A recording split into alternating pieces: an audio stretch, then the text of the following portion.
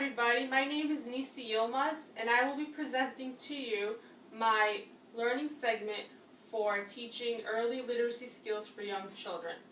The 5 lessons that I created are for the pre-K grade level, which is aligned with the core curriculum standards for New York City. And these are the books that I used. I always have a read aloud with my lessons. We go over the title, we do a book walkthrough to look at the pictures and solicit ideas of what the students think the story will be about. We read the titles and I go over what the author's job is and what the illustrator does. Then, as we read, we go through some questions to kind of get the conversation engaged in relation to what the story is about.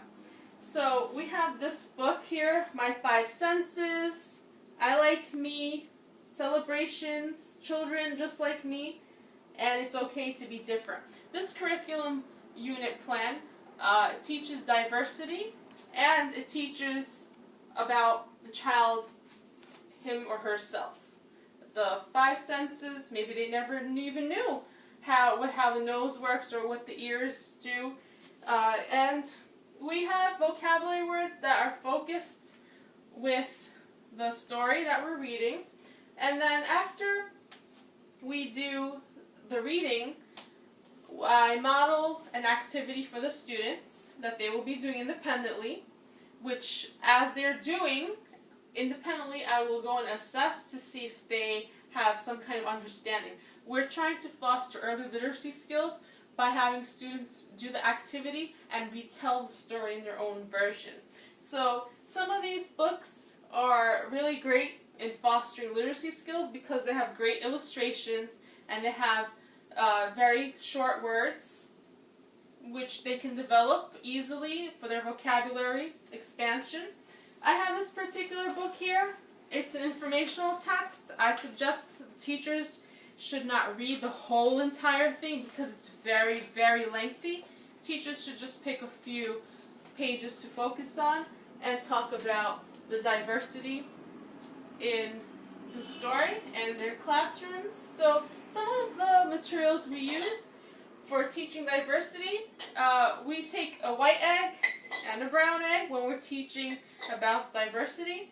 And I solicit some answers and responses from students as they look at the egg and they feel it and look at the difference, and I chart them down onto paper so students can talk about what do you notice about the brown egg, what do you notice about the white egg, and some students will give responses that are one-word answers, such as one student gave a response as a circle. We are trying to expand their vocabulary because we're trying to build literacy skills. And when a student gives a one-word response, the teacher shouldn't just accept the word circle. The teacher should say, "Oh, so Alan, you think this brown egg looks like a circle. It reminds you of a circle." You can expand on that response by asking further questions, such as, well, what kind of things are circles? So you can expand more communication relative to that. Then we have used a sensory box when we're teaching the 5 senses. Students feel what's in the box, they describe it, they listen to it. We're using our senses and we're developing words that go along with the senses. We are expanding our vocabulary as we go along. Then we created a class book on what cheers us up after we read the story I Like Me. We read the story I Like Me, and then they get a little sheet like this where they take their name card and they practice writing their name. We're exposing them to writing skills. The more practice they do on their name writing, the better it is. Then they draw a picture of what cheers them up, and my assessment method always is to either walk around with the checklist to check off if they're able to use vocabulary words as they're giving their responses, or if they're able to explain what it is that cheers them up.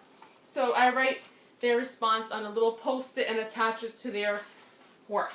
So then students can come up after they're done and share at the meeting area. This book can be laminated and put into the Literacy Center where students can look at this all the time.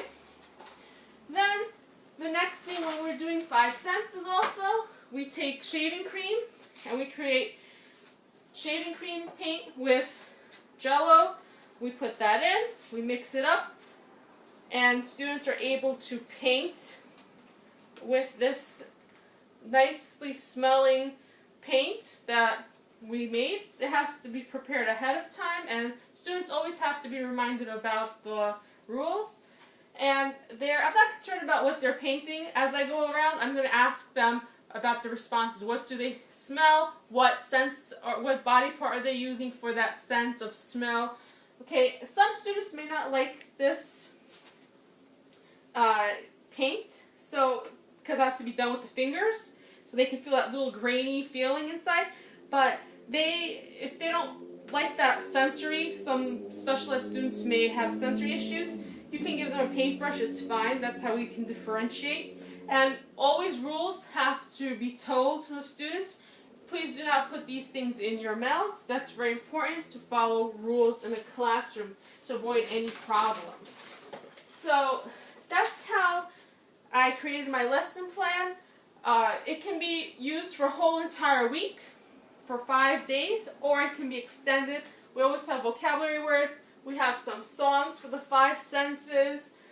We can make mini books. We have lots of visuals posted in the classroom, so students can always refer and look back at the picture related to the word. We're trying to foster, again, like I said, literacy skills, so once they see a picture, they know that a word is associated with it. And hopefully they will become great readers and writers of the future. I hope you enjoyed my presentation. Thank you.